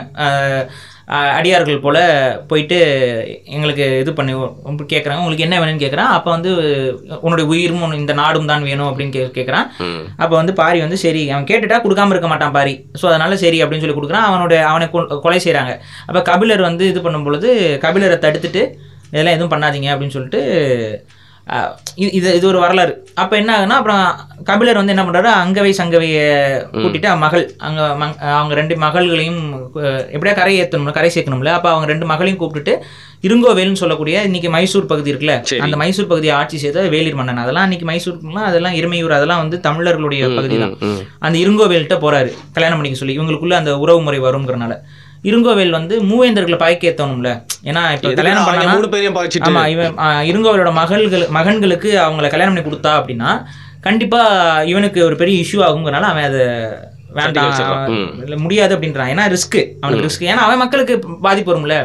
அதுக்கப்புறம் வந்து கபிலர் வந்து திரும்ப வந்து மலைமான் திருமுடிக்காரி கிட்ட வந்துட்டு ஒப்படைக்கிறாங்க. அப்போ மலைமான் திருமுடிக்காரி தன்னோட மகன்களுக்கு வந்து அவங்கள வந்து திருமணம் முடிச்சு கொடுக்குறாங்க. இதில் சங்க இலக்கியத்தில் வந்து நமக்கு வரது வந்து பார்த்தீங்கன்னா இருங்கோவேல் வரைக்கும் நமக்கு சங்க இலக்கிய பாடல் கிடச்சிருது. இருங்கோவேல்கிட்ட பாடுறாரு கபிலர், பாரியும் நீ எப்படி ரிலேஷனு, நீ 2 பேரும் ஒரே சமூகத்தை சார்ந்தவன், அதெல்லாம் நீ போய் அவங்க பொண்ணை நீ அவனோட மகள்களை உன்னுடைய மகன்களுக்கு நீ மலர்ந்துக்கலாம்னு சொல்லிட்டு அவர் போய் அந்த ப்ரப்போசலை வைக்கிறாரு. அதை அவன் மறுத்துறான். இந்த செய்தி வந்து நமக்கு வந்து கபிலரோட பாடல்லே கிடச்சிருது. ஆனால் வந்து இவர் திரும்ப கபிலர் வந்து அங்கவை சங்கவை எங்கே போய் திருமணம் முடிச்சாங்க அப்படிங்கிற அந்த வரலாறு நமக்கு கிடைக்காம இருந்தது, சான்று இல்லாமல் இருந்தது. ஆனால் திடீர்னு வந்து பார்த்தீங்கன்னா ராஜராஜ சோழன் கபிலருக்கு ஒரு கபிலர் குன்றுங்கிற இடத்துல, கபிலர் கல்லுன்னு சொல்லுவாங்க, அந்த இடத்துல கபிலரை புகழ்ந்து ஒரு கல்வெட்டு அடிக்கிறான். அந்த கல்வெட்டில் வந்து எனது வம்சத்தை பாதுகாத்த கபிலருக்கு ராஜராஜ சோழன் இடக்கூடிய அந்த கல்வெட்டுங்கிற மாதிரி வருது. அதில் என்னன்னு பார்த்தா மலைமான் திருமுடிக்காரிக்கு வந்து கபிலர் வந்து அவங்க வீட்டில் வந்து இந்த பெண்களுக்கு வந்து அடைக்கலம் வாங்கி கொடுத்து அவங்களுடைய மகன்களுக்கு இந்த பெண்களை திருமணம் செய்து கொடுத்து அதன் வழி வந்தவன் தான் நானும் சொல்லி ராஜராஜ சோழன் கிரெடிட் கொடுக்குறான். ஆனால் அந்த ராஜராஜ சோழனுக்கும் கபிலர் பாரிக்கும் கிட்டத்தட்ட 1000 ஆண்டுகள் டிஃப்ரென்ஸ். இப்போ நமக்கும் ராஜராஜ சோழனுக்கும் எத்தனை வருஷம் டிஃப்ரென்ஸோ அதே மாதிரியான டிஃப்ரென்ஸு பாரிக்கும் ராஜராஜ சோழனுக்கும். பட் ராஜராஜ சோழன் மூலமா அந்த கதை வந்து ஒரு சர்க்கிள் ஆகுது. அந்த லீனேஜ் வந்து கொண்டு வந்து இதுல அந்த கல்லுக்கு அந்த ரெஸ்பெக்ட் வைக்கிறாரு. என்னுடைய வழி வந்து இப்படி இருக்கிறதுக்கு நீ ஒரு காரணம்னு சொல்லி கபிலருக்கு அங்கே பாடல் அதை வச்சு அந்த ஒரு கல்வெட்டு கிடைக்குது நமக்கு. அது மூலமா அந்த ஸ்டோரி கம்ப்ளீட் ஆகுது நமக்கு ஹிஸ்ட்ரியில். ஸோ இதுதான் ஹிஸ்ட்ரி. இந்த ஹிஸ்ட்ரியில் வந்து பார்த்தீங்கன்னா கபிலரும் அடுத்து வந்து பாரி இறந்ததுக்கு அப்புறம் அவரால் வாழ முடியல. அவர் போயிட்டு அவரும் இறந்துடுறாரு, தற்கொலை பண்ணிக்கிறாரு. அவர் வந்து நெருப்பு இது பண்ணி அதுல விழுந்து இறந்துடுறாரு. ஸோ ஃப்ரெண்ட்ஷிப்ங்கிறது அந்த மாதிரி ஒரு தன்னுடைய நண்பன் இறந்துட்டான், அவனுக்கு நடந்த அநியாயம், அதை இவரால் ஒன்றும் பண்ண முடியல. ஸோ அந்த ஒரு ஆத்தாமை அவனுடைய ஃபியூச்சரை வந்து செக்யூர் பண்ணிட்டு அவன் நண்பனுடைய குடும்பத்தை வந்து பாதுகாத்துட்டு தன்னையும் அவர் வந்து மாற்றிக்கிறார். நட்பு விலை மதிப்பு இல்லாதது, உயிர் மதிப்பு அதையும் தாண்டி உள்ளது. இதெல்லாம் வந்து நம்மளுடைய ஹிஸ்டரியை படிக்கும் போது நமக்கு தெரியுது. நான் சங்க இலக்கியம் நட்புன்னு நான் கொண்டு போகணும்னு நான் நினைக்கல. பட் நம்ம நான் என்ன சொல்றேன்னா, உங்களோட ரூட்ஸ் நீங்க புரிஞ்சாதான் உங்களுடைய ஃபியூச்சரை வந்து நீங்க கரெக்டா பிளான் பண்ண முடியும். அதனாலதான் நம்ம கேரக்டர் ஏன் இப்ப இப்படி இருக்கு அப்படின்றது நம்மளால நீங்க வந்து இதை கம்பேர் பண்ணி பார்க்கணும். அவங்க அப்படி நட்போடு இருக்காங்க, ஆனா நம்ம இப்ப அப்படி இருக்குமா? அந்த அளவுக்கு இல்லைனாலும் ஒரு அளவுக்கு நம்ம வந்து நட்புக்கு மரியாதை செலுத்தும் விதமாக நம்ம வாழணும் அப்படிங்கிற அந்த ஒரு எண்ணம் இருந்தால் தான் நட்பை வந்து நம்ம ஒரு வேல்யூபிளான ஒரு ரிலேஷன்ஷிப்பாக மெயின்டைன் பண்ண முடியும். சரி கடைசியா 2 விஷயம். ஒன்று, இந்த 2த்துல முதல் விஷயம் ட்ரிவியலான விஷயம். மாடர்ன் டைம்ஸில் உங்களோட ஒப்பீனியன் சொல்லுங்கள். எல்லாருக்கும் ஒப்பீனியன் மாறலாம். ஸோ அதிகமாக நம்ம லைஃப்பில் வந்து தொடர்ந்து இருக்கிறது, விடுபடாமல் எப்போவுமே அந்த நட்பு தொடருதுன்னா அது நம்மளோட ஸ்கூல் ஆர் காலேஜ் டைம் நட்பா, இல்லை ஒர்க் வயசு வர்றதா, இல்லை நம்ம சுற்றுப்புறத்தில் நம்ம வீட்டை சுற்றி நம்மளுக்கு ஒரு நட்பு சேரும்ல அதுவா? ஸோ இந்த எந்த நட்பு கடைசி வரைக்கும் அதிகமாக இருக்கிறது நீங்கள் பார்க்குறீங்க? திருவள்ளுவர் ஒரு வழி சொல்கிறாரு. இதுக்குமா? ஐயா என்னங்க நீங்க என்ன சொல்கிறாருன்னா, பழக்கங்கள் இதன் மூலயமா சேரக்கூடிய நட்பு, இல்லை ஒருத்தரோட பேசும்போது சிரிக்கும் போது அது மூலிமா ஏற்படக்கூடிய நட்பு, இவர் பேசும்போது ஜாலியாக இருக்கேன்னு சொல்லிட்டு பேசுறது மூலம் ஏற்படுற நட்பெல்லாம் நட்பு கிடையாது. ஆனால் உணர்வின் மூலமாக ஏற்படக்கூடிய நட்பு தான் ஒரு சரியான நட்பாக காலத்துக்கும் நிற்குங்கிறாரு. சரி, ரீசன் என்ன அப்படின்னு பார்த்தீங்கன்னா, ஃபார் எக்ஸாம்பிள் இன்னைக்கு வந்து எனக்கு வந்து காலேஜ் ஃப்ரெண்ட்ஸ் இருக்காங்க, ஸ்கூல் ஃப்ரெண்ட்ஸ் இருக்காங்க, எல்லாருமே இருந்தாங்க, இப்போவும் இருக்காங்க, எல்லாருமே ஃப்ரெண்ட்ஸ் தான். ஆனால் எனக்கு வந்து இப்போ நான் வந்து ஒரு அரசியல் தளத்தில் போயிட்டேன், உணர்வின் அடிப்படையில் தமிழ் தேசிய அரசியலை நோக்கி நான் நகர்ந்து போகும் பொழுது அந்த பழைய ஃப்ரெண்ட்ஸுக்கு அந்த அவங்களுக்குலாம் அந்த ஐடியாலஜி அவங்களுக்கு அது ஏற்கக்கூடியதாக இருக்குமா, இல்லை அதில் அவங்களுக்கு அந்த புரிதல் இருக்குமா, அதுக்காக அவங்க துணை நிற்பாங்களா தெரியாது. அப்போ அந்த உணர்வின்ல அவங்க வேறுபட்டுறாங்க. ஆனால் இந்த உணர்வுக்குள்ள இப்போ தமிழ் தேசிய தளத்துக்குள்ள நட்புகள் உருவாகும் போது அந்த நட்புகள் வந்து ரொம்ப ஸ்ட்ராங்காக இருக்கும். என்னுடைய பர்பஸ் ஓரியன்டா அந்த நட்பு இருக்கணும். உணர்வு சார்ந்ததா, பொது சார்ந்ததா இருக்கும், உணர்வு சார்ந்ததா இருக்கும். 2 பேருடைய உணர்வும் ஒத்து போற ஒரு இடத்துல அது அந்த ஃபார் எக்ஸாம்பிள் ஒரு 2 டேரக்டர்ஸ் இருக்காங்க, அவங்க 2 பேரும் கலை சார்ந்த ஒரு நட்பு இருக்கும், அது வந்து ரொம்ப ஸ்ட்ராங்கா இருக்கும். ஒரு 2 இன்ஜினியர்ஸ் இருக்கிறாங்க, அவங்க 2 பேரும் இனோவேட்டிவா திங்க் பண்றாங்கன்னு வைங்களேன், அந்த இனோவேஷன்ல அவங்களுடைய நட்பு வந்து ரொம்ப ஸ்ட்ராங்கா போகும். அதாவது என்னன்னா, உணர்வு சார்ந்த நட்பு வந்து எப்பவுமே அதுதான் உடையாது, அதான் ரொம்ப ஸ்ட்ராங்கா போகும், அதான் காம்ப்ளிமெண்டா இருக்கும் அந்த நட்பு. சரி, இதுல எனக்கு என்னோட பர்சனல் லைஃப்ல ஒரு விஷயம் கேட்குறேன் பாரு. ஒரு பாயிண்ட் ஆஃப் டைம்ல ஒரு நாள்ல நான் வந்து 3 கேங்கை மீட் பண்ணிட்டு தான் வீட்டில் போய் தூங்குவேன். அவங்களெல்லாம் இல்லாம நான் இல்லாம அவங்கள செத்துருவோம், உயிர் பிரியாத தோழர்கள் அந்த மாதிரி. ஆனா இன்னைக்கு வந்து காலையில எந்திரிச்சலன்னு தூங்குற வரைக்கும் நான் யாரையுமே மீட் பண்ணாம கூட என் வேலையை மட்டும் பார்த்துட்டு போய் தூங்குறேன். இது மெச்சூரிட்டின்னு சொல்றதா, இல்ல கால மாற்றமா, இல்ல பீப்புளை பத்தி புரிஞ்சுட்டு நம்ம ஐசோலேட் ஆயிடும் அப்படின்னு இருக்கக்கூடிய மெட்டீரியலிஸ்டிக் வேர்ல்டுல நீங்க சொல்றேன்ல, உணர்வு சார்ந்த நண்பர்களை நீங்க இன்னும் சந்திக்கலைன்னு தான் நான் சொல்லணும். உணர்வு சார்ந்த நண்பர்களாக அவங்க இருந்திருக்க மாட்டாங்க. ஸோ அதனால அந்த இது கட் ஆயிருது. ஸோ உணர்வோடு கடைசி வரைக்கும் போகக்கூடிய நட்புங்கிறது ரொம்ப ஸ்ட்ராங்காக இருக்கும். இப்போ அதில் இப்போ ஃபார் எக்ஸாம்பிள் கம்யூனிஸ்ட் இயக்கங்கள் எல்லாம் பார்த்தீங்கன்னா அவங்க தோழர்னு பேசிக்கிறாங்கல்ல. அது வந்து அவங்க பெரிய அளவுக்கு இப்போ சும்மா அது வாய் வார்த்தையாக போயிருது, சும்மா தோழர்னு சொல்லிட்டு இது பண்ணுறாங்க. ஆனால் அது எதுக்காக கொண்டு வரப்பட்ட அந்த காம்ரேடுங்கிற அந்த ஒரு இது வந்து அந்த உணர்வு சார்ந்த ஒரு ஒற்றுமையை வந்து உருவாக்குறதுக்காக சொல்லப்பட்டதுதான். அதே போல வந்து பல போராட்ட இயக்கங்கள்ல இருக்கக்கூடிய அந்த நட்பு இருக்குல்ல, ஒரு இவனுக்கு முன்னாடி நான் முந்திட்டு சாவணுங்கிற அந்த ஒரு எண்ணம், இவனை பாதுகாக்கிறதுக்கு நான் சாவணுங்கிற அந்த எண்ணம், இந்த நட்புலாம் வந்து ரொம்ப ஸ்ட்ராங்காக இருக்கும். அதுதான் தியாகத்திற்கான ஒரு அடிப்படையே அந்த மாதிரியான ஸ்ட்ராங்கான நட்பு, உணர்வுக்கான ஒரு நட்பு. அந்த உணர்வு சார்ந்த நட்புகள் வந்து எல்லாருக்கும் கிடைச்சிறது கிடையாது. ஆனா அப்படி ஒரு நட்பு கிடைக்குதுங்கிற பட்சத்தில் அதை நம்ம விட்டுறக்கூடாது. அது அப்படி நட்பு கிடைச்சா அது நமக்கு ஒரு வரம். அந்த நட்பை நீங்க விடுறதுங்கிறதுலாம் கிடையாது, அது தொடரும் இருக்கும். இந்த நட்பு ஃப்ரெண்ட்ஷிப் பத்தி வந்து ஒரு வீடியோ எல்லாம் பேசி முடிக்க முடியாது, நிறைய நம்ம ஃபியூச்சர்ல பேசலாம். இது பார்ட் 1 கூட நான் சொல்லல. பார்ட் 2 எல்லாம் எங்கள் சேனலில் போடுறோம். ஸோ கடைசியாக ஒரு விஷயம், இந்த காணொலியில் நட்பை பற்றி நான் உங்ககிட்ட கேட்கணும்னு நினைக்கிறது, எந்த துரோகத்தை வேணால் மன்னிச்சிடலாம், ஆனால் நட்புல துரோகம் வந்துட்டா மன்னிக்கவே கூடாதுன்னு சொல்கிறாங்க. இது உண்மையா பாரி? ஆக்சுவலாக நண்பர்கள் ஒருவருக்கு ஒரு துரோகம் செய்து அப்போ அது நண்பனே இல்லை, நண்பனே இல்லாமல் தான் இருப்பாங்க. நீங்கள் நம்ம அந்த நட்புன்னு நம்ம நம்பி வேணா நம்ம ஏமாந்துருக்கலாம், நம்ம ஒரு கூமுட்டையாக இருந்திருப்போம், அவ்வளோதான். அவன் தெரிஞ்சிருக்குங்க. நம்ம வந்து அதான் நான் சொல்கிறேன், முகநக நட்பது நட்பன்று, நெஞ்சத்து அகநக நட்பதே நட்பு. அதனால அது நம்ம தான் தப்பாக ஒரு ஐடென்டிஃபை பண்ணிக்கிறோம். அது நம்ம கூட சிரிச்சு பேசுகிறவங்களாம் நம்ம நண்பர்கள் கிடையாது, நம்மளோட தோல் போட்டு பேசுகிறவங்களாம் நம்ம நண்பர்கள்னு எடுத்துக்க முடியாது. அதனால நட்புங்கிறது உணர்வு சார்ந்த ஒரு விடயமாக இருக்கும் பொழுது அது அதில் துரோகம்ங்கிறதுக்கான வாய்ப்புகளே இருக்காது. அங்கே துரோகம்னு வருதுன்னா அவன் செல்ஃபிஷாக திங்க் பண்ணுறான், அவனுக்கு அந்த உணர்வு விட்டு போச்சுன்னு அர்த்தம். ஸோ அவன் உணர்வு விட்டுருச்சுன்னா அவனுக்கு எப்படி அவன் நம்ம கூட நண்பனாக இருந்துட முடியும்? ஸோ அது ஆட்டோமேட்டிக்காக நட்புக்குள்ள துரோகம்னு ஒன்று கிடையாது. எவ்வளவுதான் விஷயம், நட்புக்குள்ள துரோகம்னு ஒன்று கிடையாது. நல்ல காதல் இல்லை என்பது போல நட்புக்குள் துரோகம் இல்லை அப்படிங்கிற மாதிரி ரொம்ப முக்கியமான விஷயம், எல்லாருக்குமே ரொம்ப யூஸ்ஃபுல்லான விஷயமா இருக்கும்னு நினைக்கிறேன். நான் லைஃப் ஃபுல்லாக நண்பர்கள் ட்ராவல் ஆவாங்க. ஸோ அதன் பேரில் சைக்காலஜிக்கலாக மட்டும் இல்லாமல் ஹிஸ்டாரிக்கலாக நிறைய விஷயங்கள் நீங்கள் எடுத்து சொல்லியிருக்கீங்க. பட் இது முடிவல்ல, இன்னொரு நாள் நட்பை பற்றி எனக்கு நிறைய சந்தேகங்களோட மூட்டை கட்டி கேள்விகளை வந்து எடுத்துகிட்டு வரேன். இன்னைக்கு உங்களுடைய ஒப்பீனியன்ஸ்க்கு மிக நன்றி. சொல்ல வரீங்க, ஏதோ சொல்லுங்க. இல்லை அதான் நம்ம நட்புக்கு வந்து நம்ம வந்து விளக்கம் கொடுக்கறத விட நம்ம முன்னோர்கள் ரொம்ப சிறப்பான விளக்கங்களை நாலடியார்ல இருக்கு நட்பை பற்றி. இத்தனைக்கும் நாலடியார் இவங்கெல்லாம் வந்து சமண துறவிகள், இவங்கெல்லாம் வந்து உறவுகளே வேண்டாம்னு கட் பண்றவங்க கூட அவங்களுமே நட்பை வந்து அவர்களால கடந்து வர முடியல. அப்ப நட்புங்கிறது வந்து இன்னொன்னு நம்மளோட பாயிண்ட் ஆஃப் வியூல பார்க்கணும்னா நட்பு இல்லாம ஹியூமன் சொசைட்டியா ஃபார்ம் ஆயிருக்க முடியாது. ஏதோ 2 ஆண்களுக்கோ 2 பெண்களுக்கோ ஏற்பட்ட அந்த நட்பு தான் அந்த கூட்டங்களை ஒருங்கிணைச்சிருக்கு. அந்த கூட்டங்களை எல்லாமே நெருப்பை முதல்ல கண்டுபிடிச்சவன் யாரோ இன்னொருத்தனை நண்பனா கருதுனாலதான் அந்த நெருப்பை இன்னொருத்தனுக்கு எப்படின்னு சொல்லி கொடுத்துருக்கான். அந்த கல்வி நம்ம சொல்றோம்ல, கல்வினா என்னங்க? தமிழ் ஏன் பழமையான மொழினா நிறைய பேருக்கு புரியுறது இல்ல. கல்வின்னு ஒரு வார்த்தை இருக்கு. கல்வினா என்ன? எஜுகேஷன். கல்ல முதல்ல கல்லுன்னா என்ன? ஸ்டோன். இந்த ஸ்டோனை முதல்ல நெருப்புக்காக அவன் பயன்படுத்துறது எப்படிங்கிறது தான் என்னோட ஃபர்ஸ்ட் எஜுகேஷன். ஹியூமன்ஸோட ஃபர்ஸ்ட் எஜுகேஷன் என்ன? அந்த நெருப்பை கல்லை வைத்து பயன்படுத்துறது எப்படி, அந்த கல்லை எப்படி பயன்படுத்தணும்னு கற்றுக் கொடுத்தது தான் கல்வி. சீரியஸ்லி ஆமா, அப்படிதான் அந்த வார்த்தை உருவாகுது. ஸோ இதனால தான் சொல்கிறேன், தமிழ் வந்து நீங்கள் எக்ஸ்பெக்ட் பண்ணுறத விட ரொம்ப முன்னாடி மூத்த முடியாது. ஒரு வேர்ச்சொல் ஆய்வுக்குலாம் போனீங்கன்னா உங்களுக்கு தலை சுற்றி கீழே விழுந்துருவீங்க. ஸோ நான் எடுத்த டாப்பிக்கும் தமிழுக்கும் கூட இவ்வளோ இருக்கு. ஸோ அந்த கல்வி எப்படி ஒருத்தன் இன்னொருத்தனை கற்றுக் கொடுத்துருப்பான். ஏதோ ஒரு இவன் நமக்கானவன், இவன் நம் நண்பன் அப்படின்னா தானே அந்த இவன் தெரிஞ்சுக்கிட்ட ஒரு விஷயத்த அவனுக்கு கற்றுக் கொடுத்துருப்பான். ஸோ ஹியூமன் சொசைட்டி ஃபார்ம் ஆகிறதுக்கே ஒரு பேஸாக இருந்தது தான் நட்பு. ஸோ இது கடைசி வரைக்கும் மனித இனம் இருக்கும் வரை இந்த நட்பு என்பது தொடரும். இந்த பிரபஞ்சத்தில் அது ஒரு உணர்வாக, நட்புங்கிற ஒரு உணர்வு காலத்துக்கு இருக்கும்.